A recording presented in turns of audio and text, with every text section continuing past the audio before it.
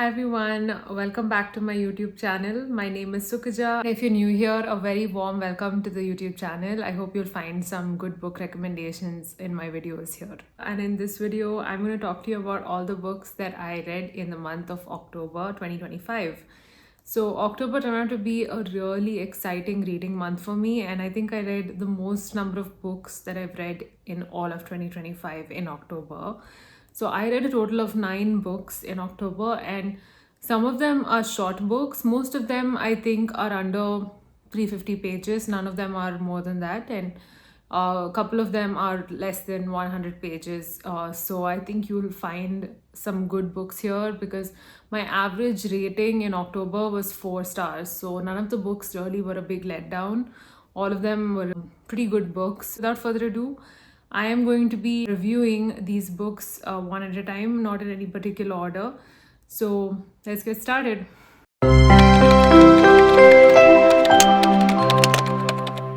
So the first book I'm going to talk to you about is Playing Games by Huma Qureshi. This is a new author that I've read last month, and this book is actually a light read compared to the other kind of books that I read usually.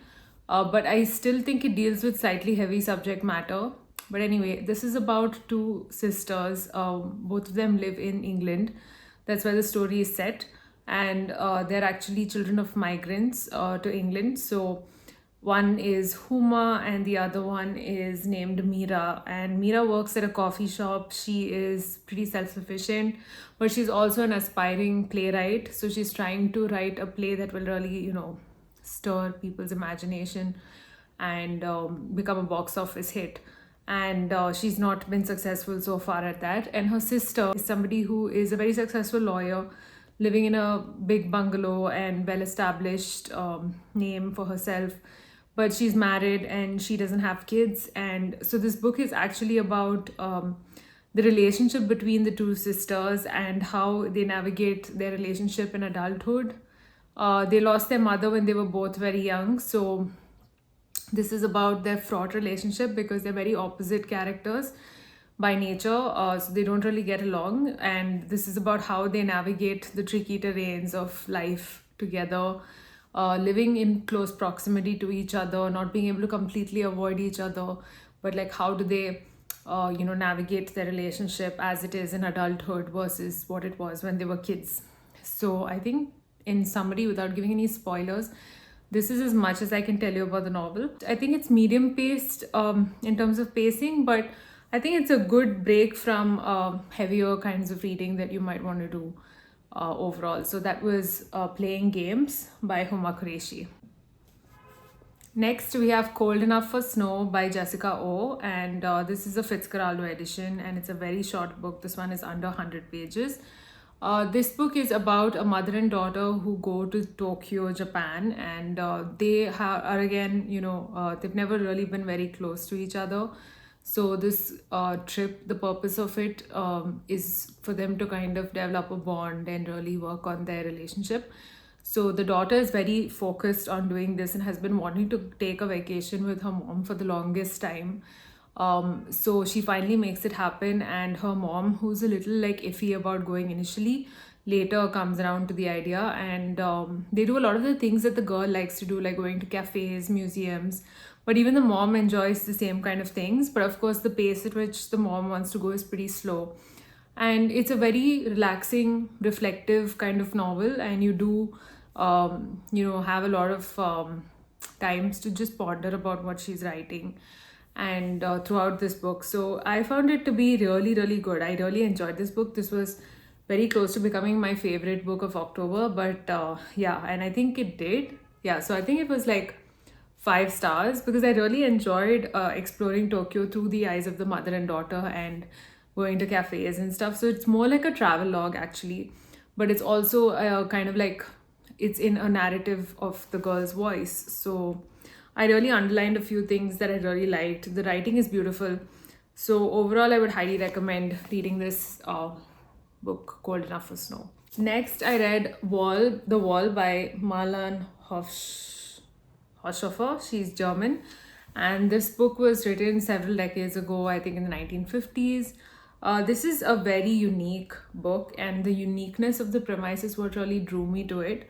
This is actually about a woman who is navigating the Swiss Alps all by herself. She finds herself alone there because she goes there to visit a couple of friends of hers. One day, the friends go out from the cottage where they're all staying, and it's supposed to be a very short stay. It's not supposed to be a long one, it's just a holiday that she's accompanying her friends on.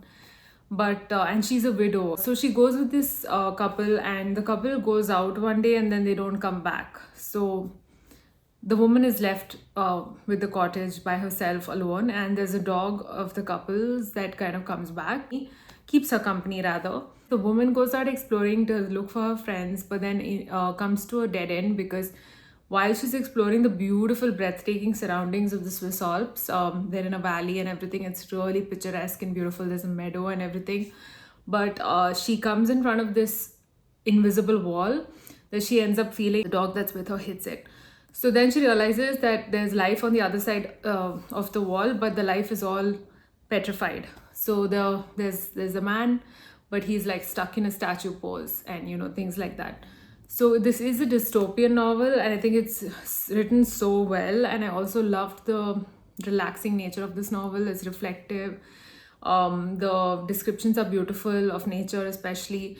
It really makes you want to go back to nature in that sense. I think it's celebratory of the environment, and in that sense, it's environmental fiction. I just realized that Vintage Classics published a line of books called Vintage Earth, and this is one of those books. So if any of what I said sounds interesting to you, you should definitely pick this up. Another thing about this is that I was reminded of All Things Bright and Beautiful. There's that series of books about animals and living in a farm, being self-sustaining, being very resourceful. So she does learn how to do a lot of that to survive. So it's a very tricky situation, but she learns how to navigate it, and the revelations that she has along the way as a woman alone in the wilderness are really interesting and make for a very unique read. So I'd highly recommend this. And yes, this was, I think, my favorite book of October. Next, I read a modern classic by Penguin, and this is John Wyndham's The Midwich Cuckoos. So this book is set in a place called Midwich, which is in England, and it's set in the 1950s, I think, right after the war, the Second World War. But this is again a dystopian novel in that the village has an issue. One day there is something that happens, and suddenly all the women in the village, they are and the men as well, they're put to sleep instantaneously because of an event that happens, and it's mysterious in nature. But the next day, the women wake up and then they realize they are with child, so they're pregnant, all of them at the same time. So what are the chances, right? So this is totally inexplicable and illogical, but then it happens. So it's about how this village deals with this at the time, and then the women give birth and stuff, and the children are all a little cuckoo, which is why the name is the Midwich Cuckoos. So it is a little creepy, and I think it's also perfect for autumnal reading if that's something you're interested in doing. So yeah, I thought it was quite a page turner, but maybe I wasn't too happy with the way it ended. But yeah, I thought it was nice to read a classic that was far ahead of its times and is thinking. It's more like science fiction. This book is also about a couple whom we meet at the start of this novel, who kind of are not part of the issue that happens to the villagers. They're kind of looking at it from the outside, and we get an outsider's perspective as well, and also a little bit of government perspective, and interesting things happen in this book basically. So it's a very unique book, and the first John Wyndham that I've read. I do plan to read a couple more of his books, which I have on my shelves, and I'll report back shortly. Next, I read Yellowface by R.F. Kuang. I know she has a new book out, but before getting to that, I thought I should read the book that really shot her up to fame, which was Yellowface. So this is actually about a very annoying narrator, and it's about a girl who is an aspiring writer. She's struggling, and she's white, and she's trying to write a book, but yeah, she is not really making a big hit about any of the stuff that she's getting published. So she's actually good friends with this Asian American novelist who's very well established, very successful, and went to college, went to an Ivy League school along with the same person, with the narrator. One day, they're hanging out together, and this writer, the well-established one, she kind of chokes to death in front of this friend who was at her apartment at the time of death. So yeah, it's really morbid in that sense, but this writer is so sinister and consumed by jealousy, our narrator here, that she decides to steal the manuscript that was lying around there. And so follows an entire story of ups and downs, and we're in the narrator's head. We are not liking any of what she says. We're not liking how she's scheming and plotting and trying to get away with this aspect of whitewashing the novel of this Asian writer that is all about Asian subject matter. So it is a book that kind of brings out a lot of arguments, and it makes you really think about publishing industry and how ruthless it can be at times, and how the modern day, and what kind of books really sell. So it's really eye-opening in that it tells you without really shying away from the ugly truths of what really goes on behind closed doors in publishing houses, right? And also this whole aspect of just freely whitewashing a book that you didn't even write and claiming it as your own and plagiarizing and all of that. So a very unique premise, and I think it was a real page turner, so it kept me entertained from start to finish. So that was Yellowface by R.F. Kuang. Next, I read Hunchback by Saou Ichikawa. And this was recently, I think, shortlisted for I think, Booker Prize. I'm not sure, but that was this year. And that's why it caught my attention. So this is a Japanese translated fiction novel, which is about which is actually disability own voices. So it's by an author who is herself experiencing a disability, right? So this book is about a narrator who is very debilitated in that they are dealing with a spinal disorder, wherein their spine is in the shape of an S, and they are hunchbacked because of that. So they just cannot do the things that a normal person without a disability is able to do, and their movements are very restricted. And you do get a feel of all of that as soon as you start reading this novel, because you are immediately introduced to this main character who is disabled, and she's also trying to kind of reclaim her womanhood, because at the end of the day she's a woman, and she has interests, she has hobbies, she loves to write erotic fiction on the web, and she tries to, I think, reclaim her womanhood by writing fiction, inserting herself in situations which are extremely impossible in her given condition and situation. But nevertheless, I thought it was very creatively done, and for a very short book that's less than 100 pages, I think she manages to do a lot in this and really spawn conversation. And this is also a bit meta in that the main character is writing some kind of fiction online, and also the story is going parallelly. So there are times when it gets blurred. Now this may upset some readers. It might not really be something that you enjoy in a novel, and it wasn't something I enjoyed too much either, but I thought it was still a pretty creative spin on the whole matter. So that was Hunchback by Saou Ichikawa. Next, I discovered a new author, and I definitely want to read more books by this author after having read The Stepdaughter by Caroline Blackwood. It's a sinister book, and what I loved the most about it was the voice of the narrator, and I just was immediately smitten the moment I started reading it, because the voice was addictive and it made you want to keep reading. So this is about a woman who is living in a flat in New York all by herself. This is again set, I think, in the 1950s or so, and she has a daughter of her own, but she also has a maid who's living with her in the flat, and she has her stepdaughter who she seems to be obliged to have to look after. And the reason for this is it's not actually her daughter, but because she was married to somebody who divorced her, that man has kind of put this woman in a situation where she has to look after this girl. And the stepdaughter is really not very a pretty picture to paint, so to speak. So she is on the heavier side, and she does not really have good bathroom habits and things like that. But what I felt was really cool is that there are things in this book that you will remember for a really long time after reading, like just certain quirks about the characters here, right? So I thought it was like really interesting in that I'm going to be thinking about the characters for a while. And yeah, I think it's a mix of plot and character as well, what makes this appealing. And it's another really short book, and it's a Virago modern classic, so I definitely want to read more Virago modern classics, because I think there's some true gems that have been published again, reprinted now for people to read.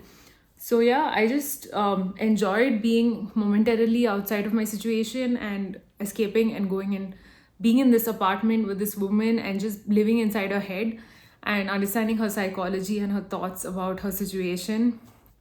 So yeah, that was Caroline Blackwood's The Stepdaughter. Finally, I also read two books, both of which deal with refugees on boats, called Dinghies or Ferries.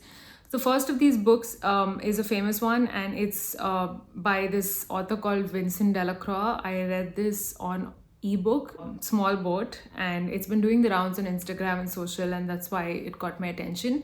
So this is about a operator who's a coast guard and how she's supposed to respond to distress signals from boats that are kind of stranded in the middle of the ocean. And this is actually an exploration of a real life incident which happened, I think, a couple of years ago at British and French waters. So there was a bit of a conflict there, because the boat was at certain points in British waters and again later in French waters. And when when the refugees on the boat called, talking about their distress, the Coast Guard was not sure what to do, because it wasn't really in her territory to look out for, and she was just doing her job. So there's this whole complicated argument about being a human being and humanity, right? So how are you going to deal with that kind of situation? Should you really be very proper in such situations, or should you just do the right thing and save lives, right? So she lets this boat sink, right? So she was very nonchalant about it, and the Coast Guard didn't really empathize with the situation and the people there. And even if she did, she didn't think it was her responsibility to kind of save them, and she thought it was somebody else's responsibility. So that's where a lot of problems cropped up politically and otherwise. So I think it's a huge conversation starter. And I think the first line of the book is you asked for this, the people who got on the boat, the refugees, they chose this kind of fate, because it was going to be a make or break situation from the get-go. So the problem is not that the Coast Guard did not help them. The problem is that they chose to put themselves in the situation, so they are more responsible for whatever happened, for having lost contact and being stranded, and then for the dinghy to finally have sunk. So it's a very nuanced exploration of this whole dilemma and this whole thing that happened in real life. There are, lots of articles written about this in the papers. So yeah, it was a very short book again, and a very thought-provoking read on the whole. So that was Small Boat. And lastly, I ended my reading month in October by reading What Strange Paradise by Omar El Akkad. So this book, the moment I heard about it, it just really caught my interest. And this is about a girl and a boy. They're like little kids. The boy is actually a Syrian refugee, and he is one day finds himself washed up on the shores of a very small Greek island. And this girl lives on the Greek island, and she happens to find this boy who gets washed up. So before the authorities can really get to him, because there was a huge issue in this book where a lot of refugees did get washed up very regularly in boats that got shipwrecked, or ferries that sunk, or dinghies, like in the previous book that I talked about. So before the authorities could really get to the boy, this girl was able to kind of sneak him out and help him. So this is kind of a fun read in that it's an adventure between the boy and the girl, but it also deals with and tackles this huger problem of refugees coming onto countries in Europe and things like that. But I think it's a very short read. It's less than 300 pages. It's just 228 pages long, and it was super touching, emotional, and it really exposes a different side of humanity, I think, to read this book. And it does read like a thriller. There's a quote here by Arvind Adiga that says, "Moves like a thriller and punches like a work of art." And I completely agree with that. After having read this book, it was a page turner from start to finish, and I think I rated this 4.5 stars. And the ending was also done really well, in that it really makes you think.